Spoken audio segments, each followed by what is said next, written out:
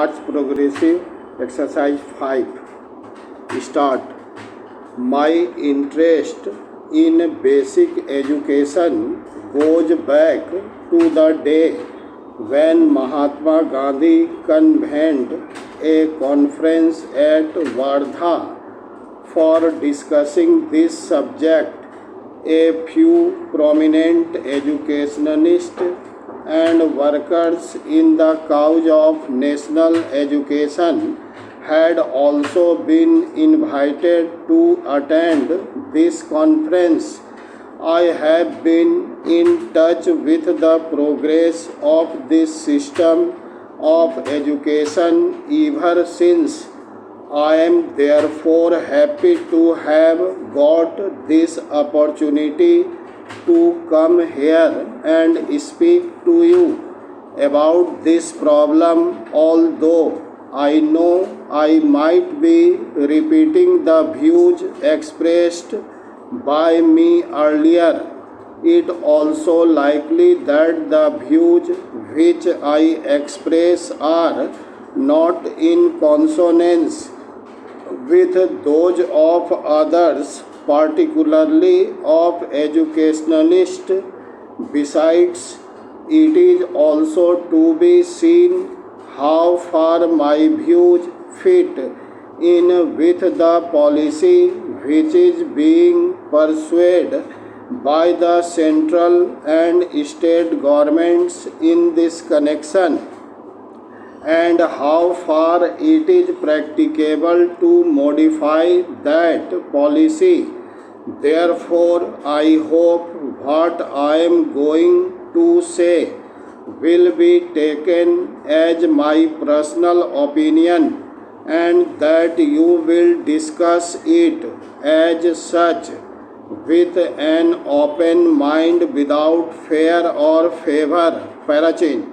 It will be agreed that the system of education, right from the first primary class to the highest university course which we are following today, is the same as introduced by the British government in this country.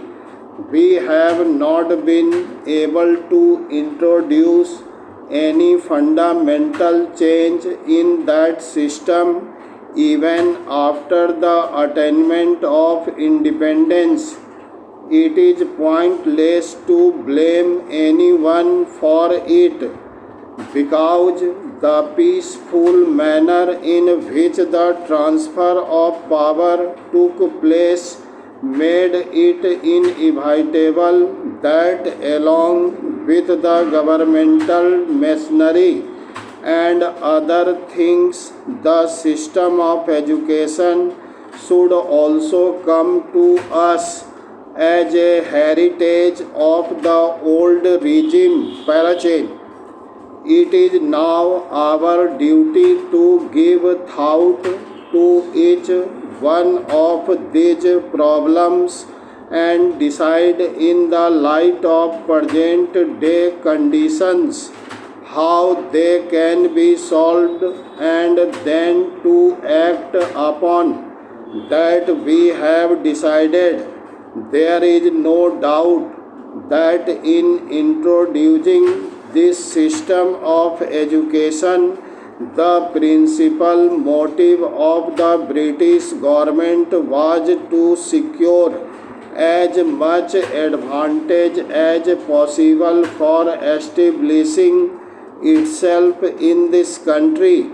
The Britishers also thought that, as compared to their own culture and literature, there was nothing much in Indian culture and literature which might be said to be worth preserving. There is no doubt in course of time their views underwent some change.